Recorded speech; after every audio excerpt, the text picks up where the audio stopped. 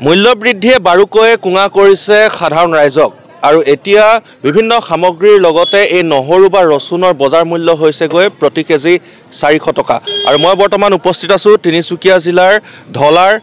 যে সাপ্তাহিক বজাৰ বা দৈনিক বজাৰ সেই দৈনিক বজাৰৰ স্থলীত মই আছো আৰু এয়া মোৰ হাতত দেখিছে আপোনাৰ ৰচুন আৰু এই ৰচুনৰ মূল্য এতিয়া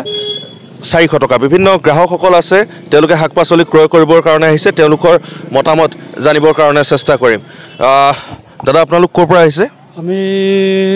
ডাইচাজান চাহ বাগিচা হয় আৰু যেহেতু আপোনালোকে গম পাইছে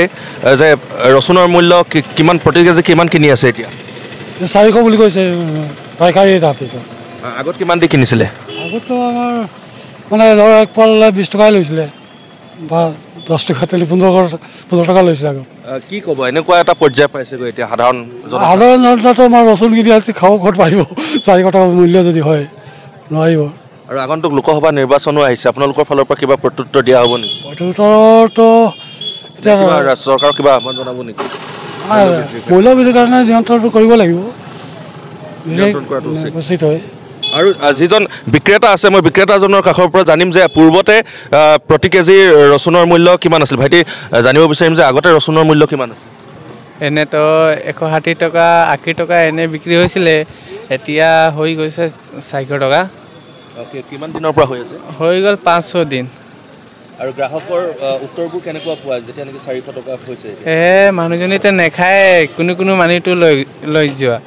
এনে কোনো এনে 10 টকা এটা পায় তো নলয় 10 টকা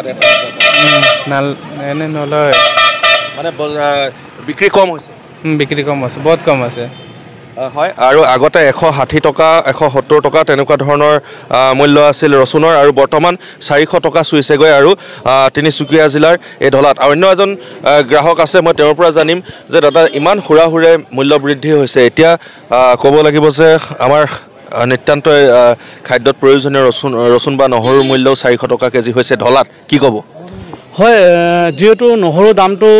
হুৰাহুৰেকৈ ইমান 400 টকালৈ বৃদ্ধি পাইছে আৰু কিজানি বৃদ্ধি পাবই কিন্তু এই ক্ষেত্ৰত চৰকাৰে এটা মূল্যৰোধ কৰিব লাগে যে নহৰু যিবোৰ জনতা আছে সেই দুখীয়া জনতা কিন্তু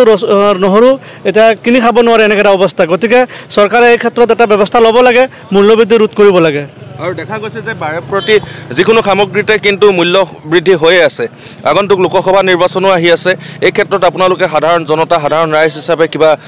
প্ৰত্যুত্তৰ দিব বিচাৰিব নেকি হয় এইটো ক'ব বিচাৰিম যে আপোনালোকে সকলো বস্তুৰে মূল্যৰোধ কৰক যাতে দুখীয়াসকলে তেওঁলোকৰ কিবা নহৰু হওক বা অন্য যিকোনো বস্তু যাতে তেওঁলোকে ক্ৰয় কৰি তেওঁলোকে জীৱন যাপন কৰিব পাৰে আৰু চৰকাৰখনে কয় যে বিভিন্ন সময়ত মূল্য বৃদ্ধি নিয়ন্ত্ৰণ কৰা হৈছে নিয়ন্ত্ৰণ হৈছে আছে জানো নিয়ন্ত্ৰণত এতিয়ালৈকেতো যিবিলাক বস্তুৰ দাম কিছুমান বস্তু নহৰু যেনেকৈ 400 টকালৈ বৃদ্ধি পাই আছে গতিকে আমিতো নহৰু যেনেকৈ বস্তুৰ দামটো বৃদ্ধি হৈ দেখি আছোঁ গতিকে চৰকাৰে এই ক্ষেত্ৰত আমাৰ সাধাৰণ জনতাৰ পৰা আহ্বান থাকিব যে আপোনালোকে যিবোৰ লাগতিয়াল বস্তু মূল্যৰোধ কৰক হয় নিশ্চয়কৈ আৰু মই এই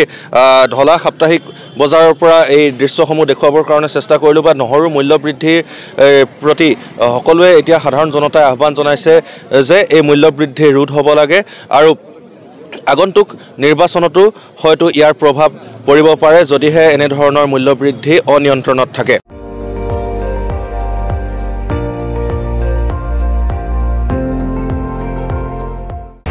আপুনি চাই আছে ND24 সৰ্বশ্ৰেষ্ঠ নহয় সৰ্বোত্তমৰ দৌৰত